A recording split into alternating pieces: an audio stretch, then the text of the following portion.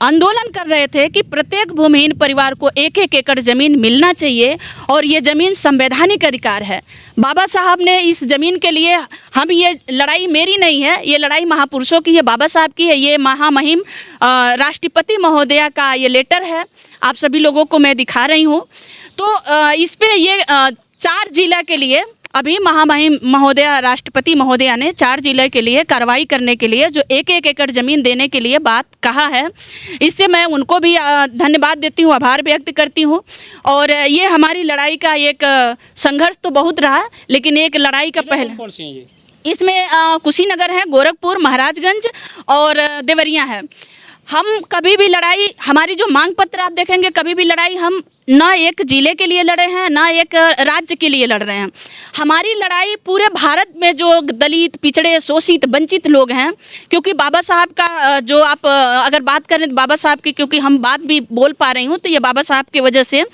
तो बाबा साहब अपने मरने से 8 महीना पहले आगरा में जाते हैं और उनकी भाषण है कि हमें ज़मीन के लिए बात करना चाहिए, हमें ज़मीन के लिए लड़ना चाहिए, क्योंकि हमारी गुलामी तभी ख़त्म होगी जब हमारे पास ज़मीन होगी। देखिए, जब हम पहले शुरुआत की आंदोलन का तो हमारे पास सभी का वो रसीद है मेरे पास। भारत के सभी मुख्यमंत्री को, जितने भी मुख्यमंत्री हैं, चाहे वो पक्ष को हों विपक्ष को हों, उससे हमें नहीं मतलब है। हम सारे भारत के सारे मुख्यमंत्रियों को अंबेडकर जन मोर्चा के तरफ से लेटर दिया जा चुका था कि ये हमारी डिमांड है, आप भी वहाँ के लिए, वहाँ के जनता के लिए डिमांड करिए, ये ज़मीन पे आप भी हमारी सहमति दीजिए। सहमति लेटर हमने सभी को दे दिया था कि हमारा ये डिमांड है।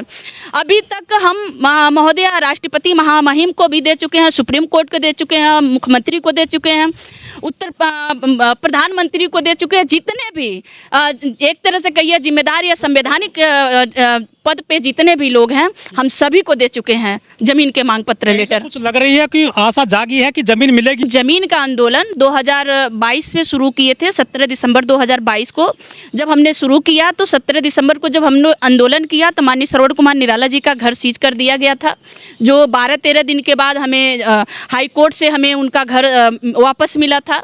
फिर 17 मार्च 2023 को हम लोगों ने आंदोलन किया तो हमारे घर पे छापा मारा गया था। अभी 10 अक्टूबर 2023 को हम लोगों ने आंदोलन किया, जिसमें हमारे पत्रकार साथी, लेखक, सामाजिक कार्यकर्ता, सारे मतलब 28-29 लोगों पे FIR हुआ और 12-13 लोग जेल गए थे। उस आंदोलन में झूठा FIR हुआ, हम लोगों पे बहुत सारे आरोप लगाए गए। मुझे नहीं पुलिस पकड़ पाई थी, वो कारण कुछ और रहा कि मैं किस तरह से बची, लेकिन हमारे घर पे हमारे छोटे भाई को पुलिस उठा ली थी, हमारे रिश्तेदारों को उठा ली थी, बहुत प्रताड़ित किया। ज़मीन के लड़ाई में हमारे महापुरुषों भी लड़ाई लड़े और संविधान है हमारे पास, संविधान ही हमको बचाया है और आगे भी हमें संविधान पे भरोसा है। मामला चल रहा है कोर्ट में भी आपका, जो आप जेल गए थे? हाँ, जो मैं जेल गई हूँ उसका मामला चल रहा है। चार्जशीट भी हमारे खिलाफ लगी है, क्योंकि सारे जो हमारे ऊपर आरोप लगे थे वो आरोप का कोई भी फुटेज, जो हम लोगों को आरोप लगाया गया था कि गला दबा करके कमिश्नर के नाजिर को हम मारने की कोशिश किए, 15-20 लोगों का नाम लेते हुए नामजद FIR हुआ, तो लेकिन अभी तक कोई फुटेज नहीं मिला, कोई वहाँ पे चारों तरफ CCTV कैमरा था। तो वो मामला, हम संविधान में भरोसा रखती हूँ और कोर्ट पे भरोसा रखती हूँ, तो हमें कोर्ट न्याय देगी। हाँ, अभी इसीलिए मैं आप सभी लोगों के माध्यम से मैं ये बात लोगों तक भी पहुंचाना चाह रही हूँ कि संवैधानिक लड़ाई हमेशा थोड़ा कष्ट होता है, लेकिन आप जहाँ भी हैं, जिस भी क्षेत्र में हैं, अगर संवैधानिक लड़ाई लड़ रहे हैं, समाज के लिए लड़ रहे हैं, तो एक न एक दिन सफलता मिलेगी। आज जिस तरह से हमें राष्ट्रपति, दोबारा कहूँगी कि राष्ट्रपति महोदया का जिस तरह से लेटर आया है, 4 जिले के लिए अभी आया है कि 4 जिले के लोगों को एक एक एकड़ ज़मीन पे कार्रवाई किया जाए। मैं इस ज़मीन की लड़ाई आगे भी मैं पूरे देश के लिए लड़ूंगी, पूरे उत्तर प्रदेश के साथ साथ पूरे देश के लिए लड़ूंगी। लेकिन हमारे देश में तो भूमिहीनों को जमीन पहले से दी जाती रही है, चाहे कोई सी भी सरकार रही हो, पट्टे दिए जाते रहे, 150-150 मीटर के, 5-5 एकड़ जमीन भी दी गई है भूमिहीनों को। आपने ये जो छेड़ा है कारवा, ये आपको कहाँ से मिला कि जमीन बंटवानी है, दिलवानी है हमको भूमिहीनों को? हाँ, तो राजनीति तो नहीं कर रही हैं आप?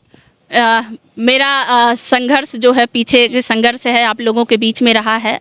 और मैं बता दूं कि मेरे माता पिता नहीं है तो मैं कौन सी राजनीति करूंगी। मैं समाज के लिए काम करती हूं और मैं वही की बेटी हूं। तो सरकार भी करती है, जमीन तो वो ही खुद बांटती है भूमिहीनों को।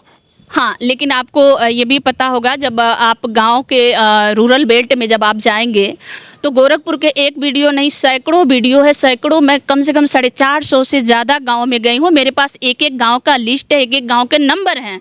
ऐसे मैं नहीं कह रही हूँ जिनके पास सरकारी आवास भी बनवाने के लिए ज़मीन नहीं है। अगर उनके पास सरकारी आवास भी आता है तो वो वापस कर दिया जाता है, क्योंकि सरकार सर्वे नहीं करा रही है क्या भूमिहीनों का? वो आप सिर्फ अखबार और न्यूज़ में देखेंगे कि विकास की गंगा बह रही है, लेकिन सच्चाई कुछ और है। क्योंकि हमें जेल भेजने का, हमें हमारे ऊपर लगातार एफआईआर से भी आप समझ सकते हैं, क्योंकि कहीं ना कहीं मैं सच्चाई दिखाने के, अम्बेडकर जनमोर्चा सच्चाई दिखाने के काम कर रहा है। और श्रवण कुमार निराला जी समाज के लिए जुड़े हैं, समाज 20 साल से वो समाज के लिए काम किए हैं, लेकिन उनके ऊपर भी एफआईआर लगाया जाता है, झूठा आरोप लगा करके महीनों महीनों दिन तक जेल में डाला जाता है। तो कहीं ना कहीं हमें हम सच्चाई दिखाने की काम कर रहे हैं कि जो सरकार अखबारों में, न्यूज़ों में दिखा रही है, उसके उलट काम कर रही है। लेकिन आपने जो पूरा एक कारवा छेड़ा था जमीन दिलवाएंगे गरीबों को, भूमिहीनों को, आपने चुनाव भी लड़ लिया, आप राजनीति में आ गए हैं इस आंदोलन के जरिए। देखिए, चुनाव लड़ना तो हमारा अधिकार है, बाबा साहब ने अधिकार दिया है और इस अधिकार को ना मतलब कोई नहीं छीन सकता है। चुनाव हमने महापौर की चुनाव लड़ी है, क्योंकि महापौर की चुनाव जब से गोरखपुर में लड़ी जा रही है। पार्टी बना ली है? नहीं, हमारा संगठन है, अम्बेडकर जनमोर्चा संगठन है, अभी कोई पार्टी नहीं है, संगठन है।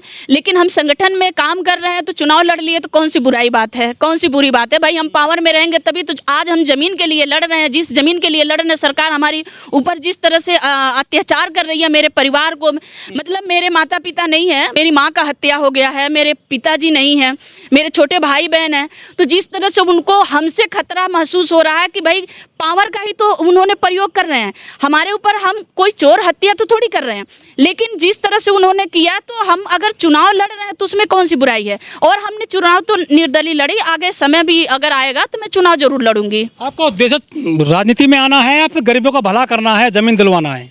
देखिए, सबसे बड़ी बात यह है कि मेरे समझ में नहीं आता कि लोग सामाजिक कार्यकर्ता और राजनीतिक कार्यकर्ता में फ़र्क कैसे करते हैं।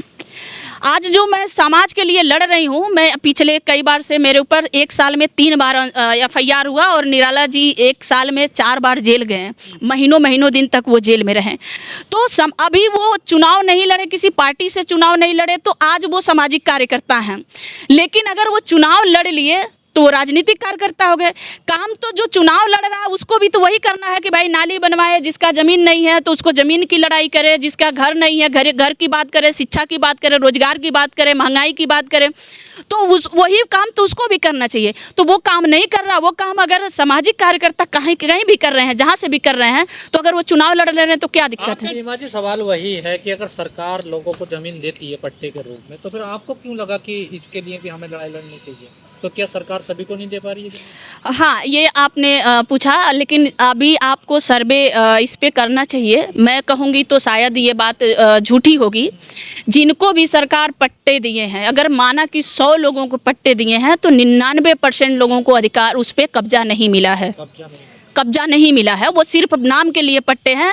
क्योंकि आज भी गोरखपुर में मैं रहती हूँ, उत्तर प्रदेश की मैं बात कर रही हूँ, तो बहुत सारे राजा रजवाड़े, जैसे राजा उनवल हो गए, राजा बासी हो गए, राजा सोहरतगढ़ हो गए, राजा पडरौना हो गए, ऐसे राजा रजवाड़े हैं जिनके पास हजारों एकड़ ज़मीन है। लेकिन वही कह रही हूँ कि उनके पास जो गरीब हैं, जो दबे कुचले लोग हैं, उनके पास 1 डिसमिल ज़मीन नहीं है। पट्टा मिली है उनके नाम से 5 मतलब 1 एकड़, आधा, 1 मंडा, 2 मंडा, 1 बीघा पट्टा मिली है, लेकिन उनको अधिकार नहीं मिली है, कब्जा नहीं। बार बार सुनने को मिलती है कि पट्टा तो मिल गया, कब्जा नहीं मिला। तो आखिर कहाँ प्रशासन से कमी हुई है या प्रशासन दिलवाना नहीं चाहती है कब्जा? जी जी जी जी जी जी, ये इसको इसी तरह से समझिए। क्योंकि जितने लोगों को आप 1 मिनट ऐसे समझेंगे कि जो ज़मीन की पट्टा मिली है, जिनको भी, वो दबे कुचले लोग हैं, गरीब लोग हैं, जो ज़मीन पे कब्जा किए हैं। अगर थोड़ी सी मैं पीछे बात करेंगे, तो जब सरकार भारत में, जब जब भारत में अंग्रेज आए थे, तो एक लॉर्ड कॉर्नवालिस कानून बना था। आपको पता होगा, लॉर्ड कॉर्नवालिस कानून था कि भाई गरीब जो यहाँ पे जब अंग्रेज आए तो बहुत सीमित मात्रा में थे, कम संख्या में थे। तो उन्होंने यहाँ के जो मनबड़ दबंग टाइप के लोग थे, उनको अपना अधिकार मतलब अपने में मिलाया और कहा कि ये क्षेत्र आपको दे रहा हूँ, इस क्षेत्र का आप लगान वसूलिएगा, इस क्षेत्र का आप लगान वसूलिएगा। 100 रुपया का लगान वसूलेंगे तो 60 रुपये आप रखिएगा, क्योंकि आने जाने के संसाधन जो भी 60 रुपये आप रहेगा और 40 रुपया हमारे कंपनी में, जो अंग्रेजी कंपनी में आप जमा करेंगे। जब हमारा देश आज़ाद हुआ, अंग्रेज चले गए, तो जो कल तक लगान वसूल रहे थे वही आज जमींदार बन गए, वही लोग आज जमींदार बन गए। और वो जमींदार क्या है, वो आज विधायक बन गए हैं, सांसद बन गए हैं। तो ज़मीन पे कब्जा आपको कैसे मिलेगी? हम तो गरीब हैं, हम तो पढ़े लिखे नहीं हैं। हम सरकार के पास जाते, पुलिस के पास जाते, पुलिस मार के भगा देती है। हम कहाँ जाएंगे? गोरखपुर की बात करूँ तो ये बात गोरखपुर में नहीं उठाई जाती, एक भी शब्द कहीं नहीं लिखा गया है जो नए। योगी जी तो खुद बुलडोजर चलवा देते हैं भूमाफियाओं के ऊपर, आप वहाँ क्यों दरखास्त लगाती हैं? यही बात मैं आपसे कह रही हूँ, और शायद इस इंटरव्यू के बाद शायद मेरे ऊपर फिर दोबारा भी एफआईआर हो, उससे मुझे कोई दिक्कत नहीं है। गोरखपुर एसएसपी कार्यालय बना है, वहाँ एससी समाज के 22 घर थे। अभी जो नया एसएसपी कार्यालय बना है, और वो 40 साल से लोग वहाँ पे रह रहे थे, लेकिन माननीय मुख्यमंत्री के पास वो परिवार एक बार नहीं 9 बार परिवार गया है। मेरे पास उन सभी का लिस्ट है, उन सभी का नंबर है। हाँ, कब्जे दिलवाने के लिए भी हमारे पास जितने अभी तक लगभग 800-900 लोगों का एप्लीकेशन आया है, जिस पे हम एप्लीकेशन बना करके राष्ट्रपति महोदया को, मुख्यमंत्री जी को, प्रधानमंत्री को और सुप्रीम कोर्ट में भी हम अर्जी लगाए हैं कि भाई हम जो भी काम करेंगे संवैधानिक तरीके से ही करेंगे। और जितने भी संवैधानिक पद पे बैठे हैं, हम सभी से अर्जी लगा रहे हैं कि इनका जो पट्टा दिया गया, कम से कम उनका कब्जा उनको दिया जाए। जिनको भी आप, जिनके भी नाम से है, उनको कब्जा दिया जाए, और उसी के तहत जिनके पास नहीं ज़मीन है तो उनको ज़मीन दिया जाए।